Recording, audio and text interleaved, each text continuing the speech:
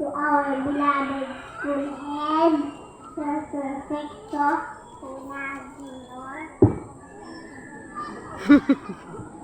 English guests, teachers, parents, my fellow movers, friends, ladies and gentlemen, a blessed morning to all of you. On behalf of the kindergarten movers for this academic year, 2023-2024, I would like to thank you all for coming today to celebrate this memorable event, our moving up ceremony. As we stand here today, adorned in our tiny caps and gowns, I am filled with an overwhelming sense of gratitude. Gratitude for the wonderful journey we have shared together in kindergarten. Kindergarten days were very exciting and challenging.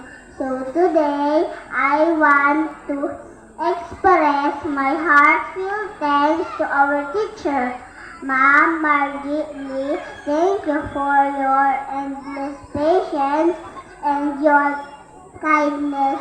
You have not only taught us our ABCs and 1, 2, 3, but you also nurtured our curiosity and creativity. To my fellow movers, Kia, thank you for the friendship that we made and enjoyed as we embark on this new chapter of our lives. Let us carry the lessons we have learned with us always. Thank you to our parents and families for your love and support. We are grateful for all the sacrifices you have made.